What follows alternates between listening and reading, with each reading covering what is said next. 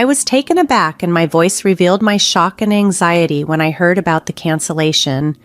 "What do you mean there's been a cancellation?" I asked, my voice echoing my confusion and sudden worry. At that moment, I was on a call during my lunch break at work and had unintentionally spoken louder than intended, prompting me to quickly lower my voice. I hadn't asked for any cancellation, so why was this unfolding? My thoughts stalled, leaving my mind utterly blank. On the other end of the line, the woman from the insurance company maintained her composure, a stark contrast to my escalating panic. "According to our records, we received a cancellation request from you, and the procedure has already been completed," she explained calmly. I had enrolled in a savings-type life insurance policy, prodded by my sister-in-law, Alice, who worked as an insurance agent. She had persuaded me to opt for a plan that was pricier than what was typically available in the market, due to the pressure she faced to meet her high sales quotas. "My name is Betty, and I'm a 42-year-old office worker living in an apartment with my husband and young daughter. Today was nonstop chaos right from the start. As soon as my husband Henry got out of bed, he announced an unexpected overnight business trip and began frantically packing his bags. Meanwhile, our daughter Linda, who is only in the first grade, burst into tears, distressed because she couldn't find her math textbook.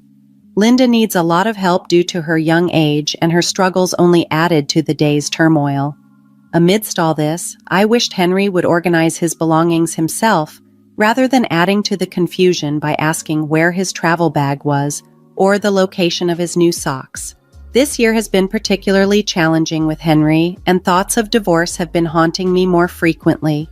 When I expressed my frustration about them not preparing the night before, Linda promptly apologized with genuine remorse. "Sorry, Mom. I'll be more careful next time." I reassured her, admitting, "It's okay, I should have checked with you yesterday. That was my mistake." However, dealing with Henry felt like a different battle. Linda is still young, and if Henry had prepared ahead of time, we could have avoided this morning's chaos. He should have been considerate enough to sort out his socks or even buy new ones for his trip. Henry's insensitive remarks about wanting new socks for his trips irritated me deeply. "I had no idea about your business trip schedule," I responded. "Aren't the socks I washed and put away good enough?" His insistence on new socks for trips struck me as peculiar, but I kept my opinions to myself. His business trips are infrequent, happening maybe once every few months, and surely this one had been scheduled well in advance, even though he hadn't mentioned it. If he needed new socks, he should have either bought them himself or told me beforehand. Seeing Linda's tear-streaked face as she pleaded, "Daddy, Mommy, please stop fighting," broke my heart. I turned to her. "Linda, I'm sorry, it's okay, let's find your textbook together." With that, Henry quietly returned to his packing. As I helped Linda search through her backpack for her missing math textbook, I couldn't help but glance over at Henry. I noticed he was packing casual clothes more suitable for a weekend getaway than a business trip. This detail raised a serious red flag for me, stirring up old fears. Could Henry be having another affair? Given his past actions, my suspicions weren't unfounded. He had been unfaithful twice before. The first incident occurred right before Linda was born, pushing me to the brink of filing for divorce. However, after tearful apologies and interventions from his family, including pleas from his mother and sister not to leave him, I reluctantly decided to stay. Then, last year, he strayed again with someone he met on a dating app. Henry, always direct and rarely subtle, thinks he's discreet, but his attempts at secrecy are often transparent and almost comical from my viewpoint. When caught, he resorted to tears and apologies yet again. It was both pitiful and frustrating to see him so humbled, knowing his usual arrogance. That time, I made it clear, one more slip-up and our marriage would definitely end. I even had him sign preliminary divorce papers and transfer all our savings into my account as a precaution. Though I forgave him, my feelings for him had entirely dissipated due to his selfishness and lack of involvement with Linda. I considered postponing the divorce until Linda was older for her sake. Thankfully, we found Linda's math textbook quickly, and she left for school cheerfully. Left alone with the morning's unrest, I skipped making lunch and headed to a nearby shop during my break. There, I noticed an advertisement for the insurance company and remembered my policy was due for a bonus payment. Considering the high premiums I pay, these bonuses are significant incentives for me. I started imagining what I could buy with the bonus, perhaps some new autumn clothes for Linda. Feeling a bit more upbeat, I stopped at the bank to check my statement, hoping to see the bonus deposited. To my surprise, the expected funds were not there. Yet, when I checked my bank account, not only was the expected bonus missing, but this month's insurance premium hadn't been deducted either. Initially, I was merely puzzled by this discrepancy. However, recalling the morning's chaotic discussion about cancellations with Henry, a sinking feeling began to take root within me. Concerned, I decided to contact the insurance company to uncover what was happening. My sister-in-law, Alice, who usually handled my insurance matters, was off that day, so another representative took my call.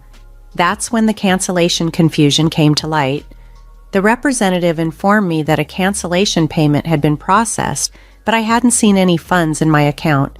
She insisted that all the paperwork was correct and that the insurance company had adhered to proper procedures, subtly implying that the fault wasn't theirs if the policy was canceled without the owner's knowledge. Firmly, I clarified once again that I had no intention of canceling the policy. I'll follow up with Alice and my husband, but please double-check everything on your end as well, I requested.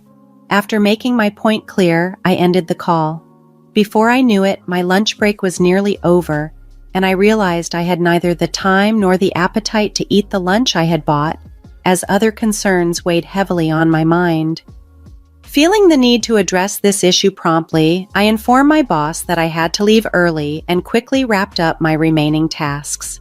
Leaving the office ahead of schedule, I immediately called Henry, wondering if he was genuinely on a business trip or if something else was afoot.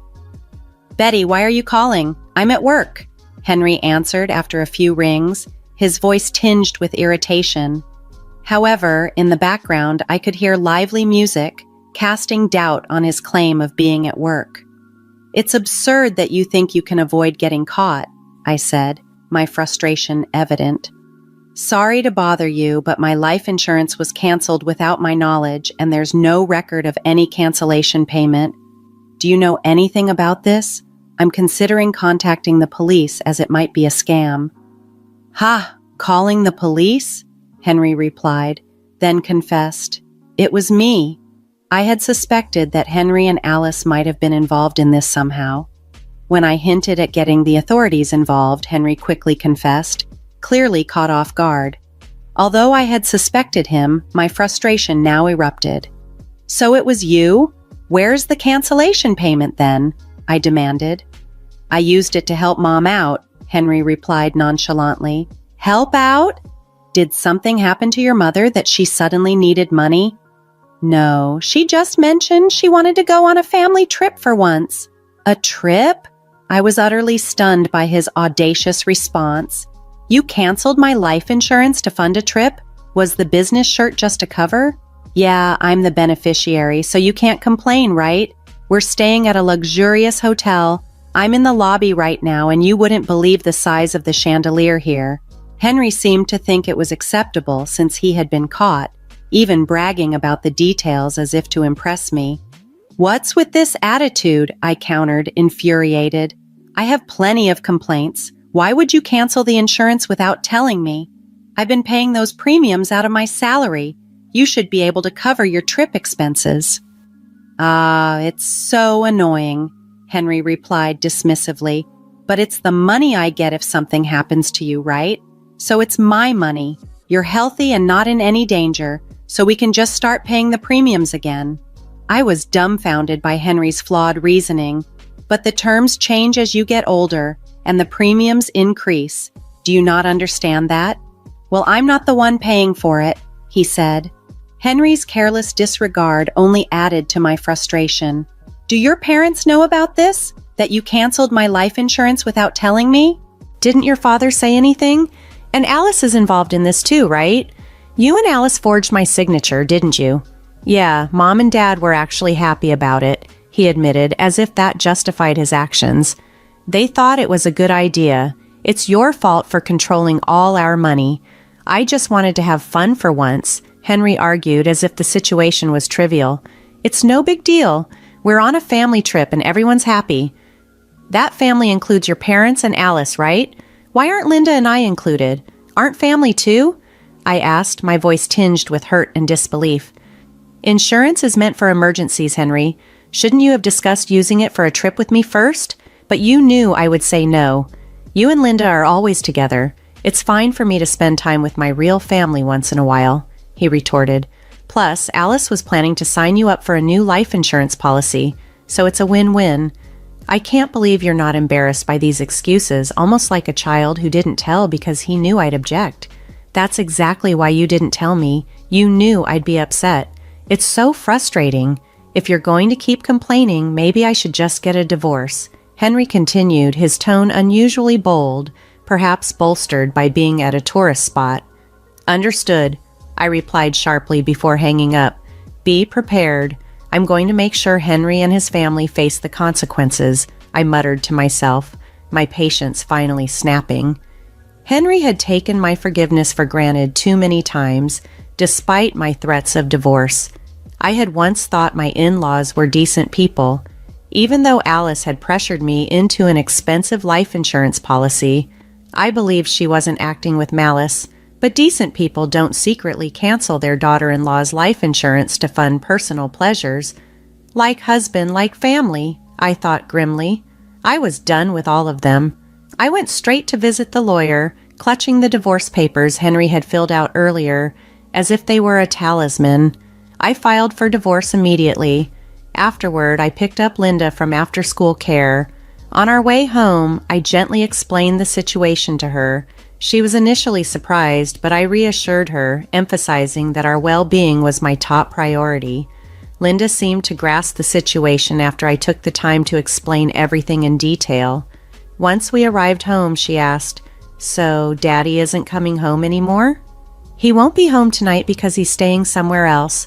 We're getting divorced, so we'll be living apart," I answered her cautiously, trying to gauge her understanding and feelings. "Then let's start cleaning up now, quickly," she suggested. "What's wrong?" I asked, a bit confused by her urgency. "We're separated from Dad, right, Mom? You don't have to cry anymore. I hate it when Dad makes you upset," Linda explained. "Did you always tell us to stop fighting because you were worried about me being sad?" "Of course," I admitted. I had planned to avoid divorce for Linda's sake, but it seemed she had been suppressing her true feelings all along. She often intervened in our arguments because she was concerned about me. Daddy never plays with me, even on his days off. When I try to talk to him, he just says, "Be quiet, go away." Like this morning, he only uses me to say mean things to you. I've been so sad. "I love you, Mom," she smiled at me, and her smile warmed my heart. Seeing Linda's understanding of the situation and her resolve was heart-wrenching and brought tears to my eyes. Her insights into how Henry had prioritized himself over us both, and her fed-up stance made it clear that she, too, was ready for a change. "I understand, sweetheart. I'm sorry for putting you through such difficult times. From now on, it will be just the two of us, but I promise to take good care of you. I love you so much." "Yay!" Linda's joyful exclamation filled me with determination. I vowed never to let her feel sad again. While Linda worked on her homework beside me, I busied myself with tasks like consulting a lawyer and researching real estate agents and moving companies. I then reached out to my parents to discuss our next steps and gather their support, ensuring that Linda and I would have a strong network as we move forward. When I explained the situation to my parents, their immediate response was, "Come back home right away. This way, Linda won't have to change schools." My father also offered to borrow a truck from a friend to help us move our things.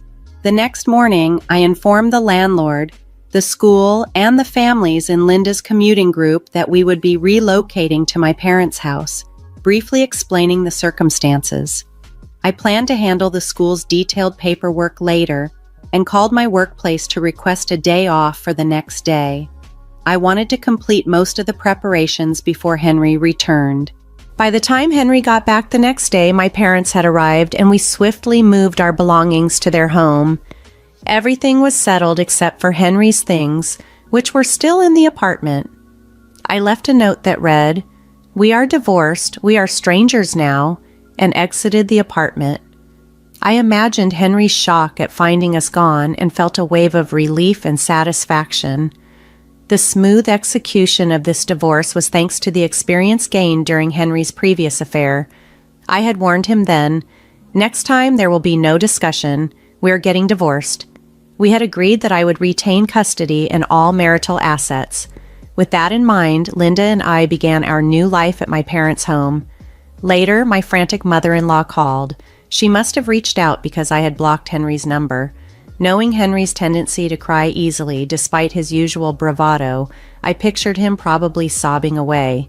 "What are you thinking, divorcing my son when he hasn't even cheated this time?" she yelled, her voice so loud it hurt my ears. I instinctively pulled the phone away from my ear. "Betty, it's not too late. Apologize to my son right now. He's been crying nonstop because he's so upset. Aren't you embarrassed to make such a fuss over this?"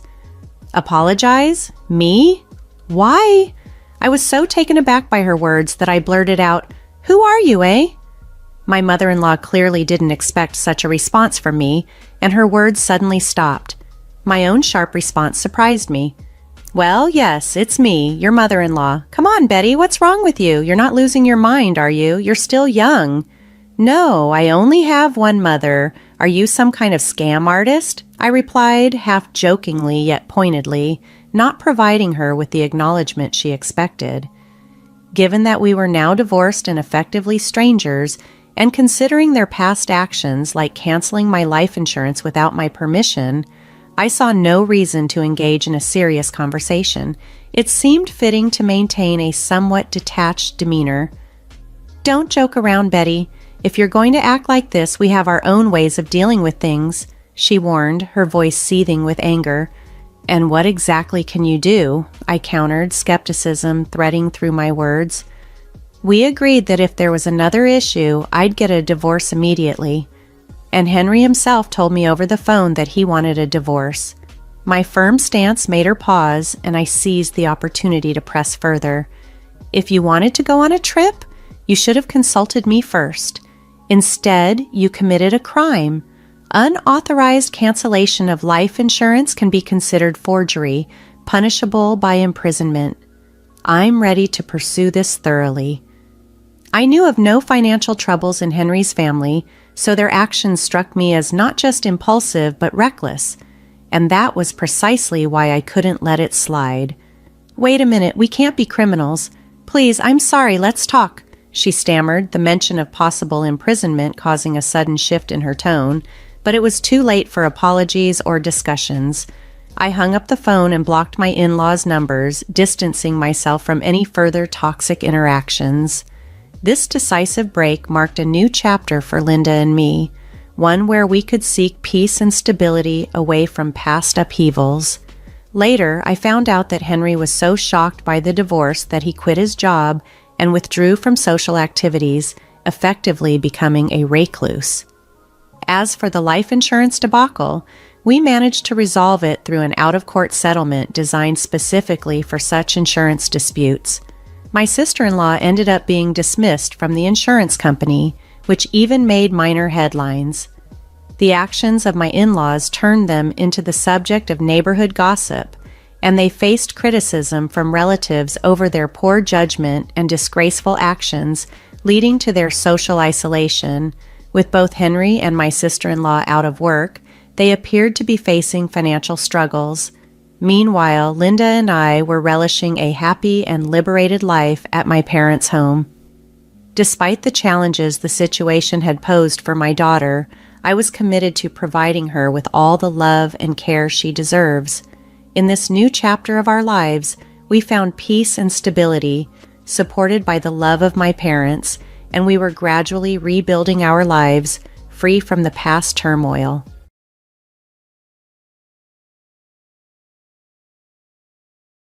You can't even cook properly. Bring me my food now.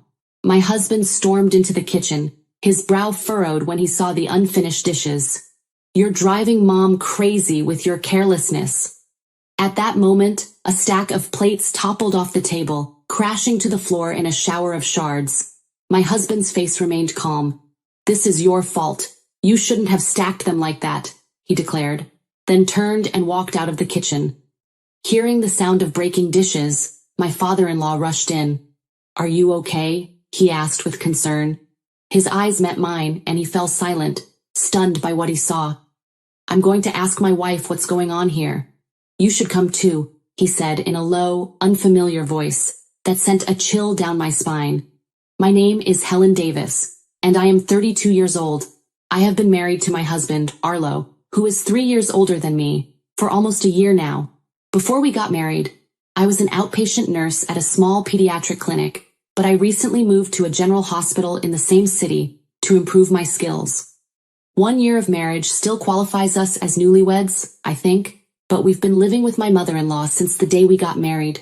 Arlo wanted to move in with his mother because he was worried about her being left alone, as his father worked out of town. At first, I thought it would be comforting. I imagined we'd help and support each other during busy times, but I soon realized I was wrong. Helen, you are terrible, Tiana snapped at me the morning after my first night shift at the new hospital. I had worked between midnight and 8:30 a.m., a schedule I wasn't used to. I came home exhausted and dizzy, only to be greeted by her shouting. It was 9 in the morning, and my husband was at work. Our neighbors were likely passing by our house, but that didn't stop Tiana from cornering me and yelling loud enough to be heard outside. You didn't even make me breakfast.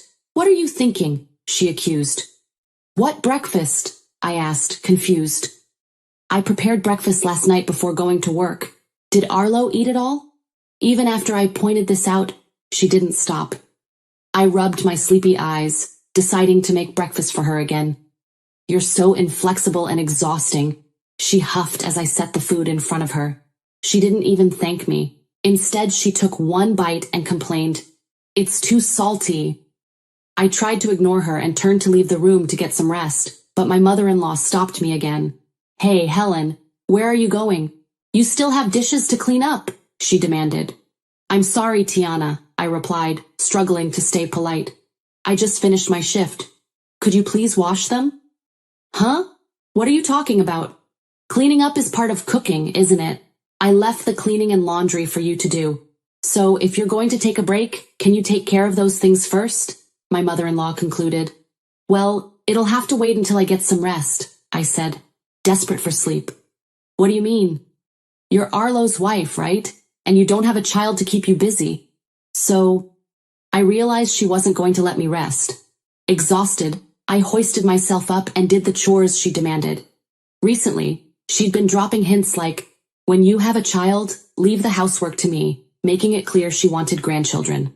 Arlo is an only child, so Tiana is laser-focused on me giving her grandchildren. I heard my friend's daughter-in-law and son conceived on their honeymoon, Tiana bragged one day, and another friend's daughter-in-law is already a mother of 3. I'm so jealous. I can't wait to meet my grandchildren. I do want to have a baby as soon as possible, partly to escape her constant nagging. But despite trying everything, taking supplements, visiting a fertility shrine, I still can't get pregnant. Finally, after finishing all the chores, I told Tiana, I'm going to take a break now. But before I could even sit down, she smiled and said, Thank you for your hard work, but it's almost lunchtime. Pasta is fine for me. Exhausted, I finally managed to get to bed at noon. Later, I brought up the fertility treatment with Arlo. The doctor at the clinic wants us to come together to make a treatment plan. Could you free up your Saturday morning? I asked him. What? What's that? I've never heard of that before, Arlo replied, looking surprised. You told me to go to the hospital because you were worried about us not having children, I reminded him. I did say that, but why do I have to go? He asked, irritated. Arlo, fertility treatment requires the cooperation of both the husband and wife, I explained. The doctor said your reproductive health is just as important as mine. They'll check your semen to make sure everything's normal. I continued, but my husband cut me off. Why don't you do that alone? It's none of my business, he interrupted. It is your business. This is about us, isn't it? Every time I see your mom, she asks me why we don't have children yet, I said, my frustration boiling over. Don't you dare speak badly about my mother. It's your fault because you're infertile. Fix it, Arlo snapped. I need your cooperation to do that, I pleaded. The doctor said a semen analysis is essential for fertility testing. I'm healthy and there's no problem. Arlo cut me off again. We have a good marriage and I have plenty of sperm. There's no need for a semen test. Then prove it to me, I challenged him. How would you like it if your colleagues saw you in a place like that? Are you trying to humiliate me? Anyway, I'm definitely not going, he refused firmly. Did I ask him the wrong way? I wondered as Arlo pulled the covers over his head, signaling he was done talking. I looked down at him, sighed deeply, and sat on the edge of the bed, feeling defeated. It's not uncommon for nurses to work night shifts. The schedules are different depending on the institution, but my new employer basically has a 3-shift system. In addition to the day shift, there are 4 or 5 late night shifts a month, and about 8 night shifts a month, if you include the semi-night shift. But the problem wasn't my irregular work schedule. It's the constant orders my mother-in-law gives me when I'm at home. Nurses are supposed to have the benefit of being exempt from day shifts after night shifts. But since I had to take care of the house, I practically never had a day off.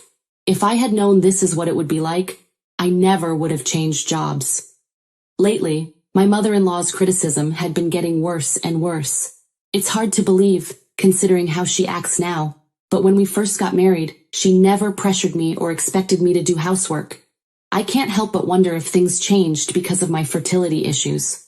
I was healthy and kind of thick when we first got married, and then I became skin and bones. I looked sickly, but somehow my mother-in-law and husband didn't seem to notice. Maybe it was because we saw each other every day and it was hard to see the difference. One summer day, my husband happily came to me with an idea. We are going to celebrate my mother's 60th birthday this coming Sunday, he said. She is very excited about inviting a lot of friends, so I need you to take care of the preparations. He then handed me a piece of paper. It had a list of names and contact info for the guests and a detailed menu, all in Tiana's handwriting. She had written down the tableware and the brand of liquor she wanted. She even wrote the order she wanted the food to be served. I was surprised by the number of guests in the schedule. 10 people? I said, unable to hide my surprise. This much food for only 10 people? And it's Sunday. It would be right after my late shift, I reminded him.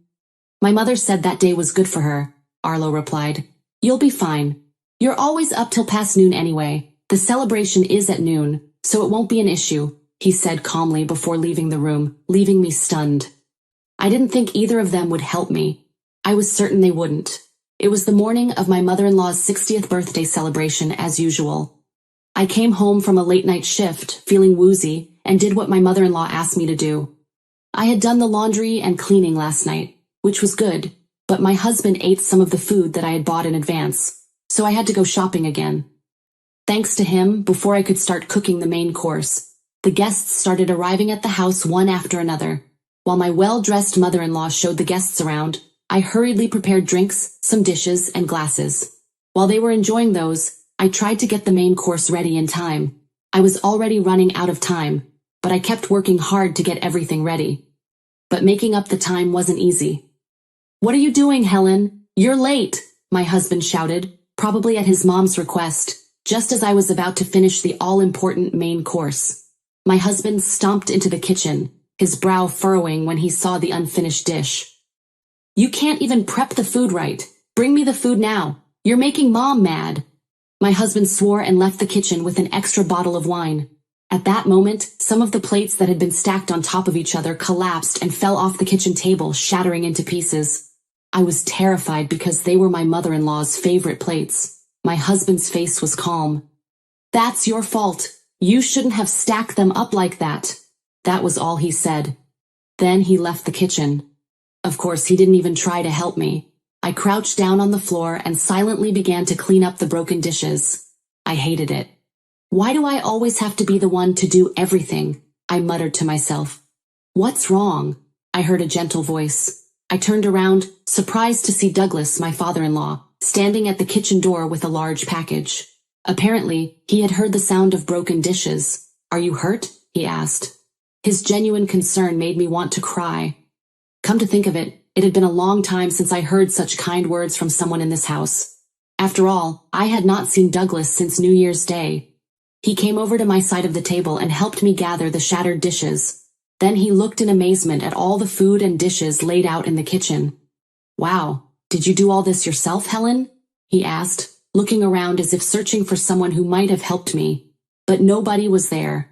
I had no help. "It happens all the time," I told him in a self-mocking tone of resignation. Then I gathered up the pieces of dishes and stood up. He was speechless. I looked very different from the last time he saw me, and it was obvious I was having a hard time. My hair was thin and disheveled, and my skin looked bad with dark circles under my eyes. I wasn't the lively person I was back then. Looking at the piles of food in front of me, he seemed to start to understand the situation. His surprised expression turned into an angry one, seeing the miserable look on my face. "I'm going to ask my wife what's going on. You should come too," he said in a low voice I had never heard before. "I haven't done the dishes yet," I replied. "You don't have to," my father-in-law said firmly. I resisted, but he comforted me and took me with him to the living room. My mother-in-law was chatting with the guests and pouring a glass of wine that my husband had brought. "Hey, Helen, how long are you going to keep me waiting?" my mother-in-law said sharply. "Oh, there you are at last," she added, glancing at Douglas. "Everyone, this is my husband. He's been working out of town and came home just for me," Tiana announced, introducing my father-in-law to the guests. When my mother-in-law introduced Douglas, the guests greeted him with nods and smiles. Her husband smiled and nodded back. "Thank you very much for coming today. I'm Douglas, her husband. My foolish wife is grateful for your hospitality." "Oh my God," Tiana said, laughing nervously. "You called me a foolish wife. This is my birthday." "You are foolish, truly," my father-in-law added. What?" Tiana exclaimed in confusion. That one word changed the harmonious atmosphere to awkward and silent. Douglas made me stand with him, even though I was subtly hiding behind him. He faced the guests. "I would like to introduce you to my son's wife, Helen," my father-in-law continued. "Hey honey, Helen is busy preparing," my mother-in-law tried to explain. Douglas glared at her and she swallowed her words. "A year and a half ago, she married my son. She was a cheerful, smiling young lady, and I was convinced that she and my son would have a bright future. But how does she look now? She didn't look so miserable 6 months ago," he concluded. Some of the guests started to murmur, saying, "She doesn't look anything like her photos, and she's way too skinny." Douglas turned to Tiana and asked, "Why has she changed so much?" My mother-in-law hesitated before responding, "Well, I don't know. Probably because work is too hard. You know, I told you on the phone that she changed hospitals and has been on the night shift since the start of the year." Douglas frowned and said, "Okay, so are all of Helen's colleagues suffering like that? If so, it's a clear violation of the Fair Labor Standards Act. I'll have to contact the union." My mother-in-law stammered defensively. "No, that's not—" But my father-in-law interrupted her. "Are you still pretending you know nothing? I just heard that you've been hard on Helen and haven't been giving her any time to rest. I heard that she worked a late-night shift earlier, and then you told her to cook all of that by herself after no sleep and a long shift," he added angrily. That was the truth. I had told Douglas everything. I told him that for the past 6 months I had been treated like a housekeeper without a day off. When Tiana turned her head away, unable to argue with him, Douglas glared at my husband and demanded, "You too, Arlo. You knew Helen has been going through this, so why haven't you done anything?" Arlo replied defensively, "That's because it's between Helen and Mom. I had nothing to do with it." Douglas's voice rose. "What did you vow at the wedding? Didn't you swear to protect and support her? To make her happy? Does she look happy to you?" Arlo stammered, "Well, of course. There were times that I thought it was a little much, but Mom said it was normal for a woman without a child to do all this." My father-in-law shook his head in disbelief. "As a husband, you should put your partner before your mother. Have you already forgotten how your first marriage ended because you pushed her too? Arlo's face turned red. I looked at him, jaw dropped. I already knew that my husband had gotten divorced before we got married, but I didn't know that his ex-wife had been treated badly like I was. It all came together in my head. Tiana suddenly snapped, "Let me tell you something. This is the kind of work she should be doing as a woman without kids. It's been a year since they got married, and she still can't have a baby. She's an unfit wife." Douglas's tone turned cold. "Even if she were infertile, you can't blame her for that. You're just taking it out on her." "What? How dare you? You've been gone for so long. What do you know about it? You have no idea," Tiana yelled. "Everyone brags about their grandchildren, and I'm the only one who doesn't have any. I'm lonely. I want a grandchild as soon as possible." When Tiana shouted this, she broke down in tears. I felt a little sorry for her, but it didn't take away from the fact that she had caused me so much mental and physical pain over the last 6 months, especially since she had treated Arlo's ex-wife badly too. I looked her in the eye and said firmly, "I don't think you'll be getting any grandchildren for a long time." I held out a few pieces of paper that I had taken from my room. "These are the results of the tests I took at the fertility clinic. Blood tests, AMH, uterine and fallopian tube drainage tests, anti-sperm antibody tests. Everything was fine. My body is normal. If the situation was the same with his ex-wife, can't you guess what's wrong?" I asked firmly. "The problem is with Arlo," I continued, glaring at my husband. "Huh?" Arlo stammered. "You had a hunch, didn't you? That's why you didn't want to have the test done. And yet, instead of protecting me, you treated me like a housekeeper, like your mother does." I sighed and added, "I did love you, so I thought I could keep the test results to myself, but you yelled at me again and wouldn't even help me. Also, apparently, you did terrible things to your ex-wife too, so I just don't care anymore."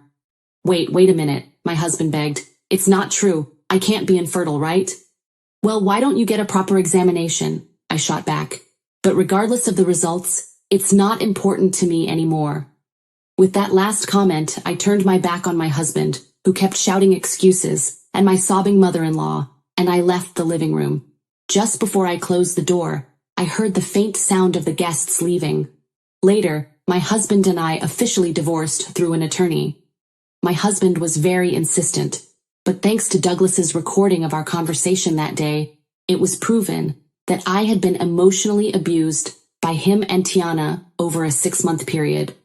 Plus, my husband had a sperm analysis and found out that he had oligospermia, and my mother-in-law was furious with him. After my husband and I successfully completed our divorce proceedings, my ex-parents-in-law decided to divorce too. I had hoped that Arlo and Tiana would change their minds due to his ex-wife's case, but it didn't happen. My father-in-law explained that was the reason. Douglas began to apologize to me for not understanding the situation sooner, and for not urging Arlo to take the semen test before we got married. According to a rumor, my ex-mother-in-law, who was kicked out of her house, is now living with Arlo in public housing in the same city, and her former friends have cut her off. Plus, the rumor of the incident spread, and now my ex-husband is shamed at work. My father-in-law introduced me to a man, and after 6 months of dating, I remarried. He thinks he's very reliable. He works under Douglas. We are happily living together. The other day, I had a checkup with my obstetrician and found out I'm 2 months pregnant. I'm planning to visit Douglas soon to share the news. After all, he introduced us and helped me escape that awful living situation.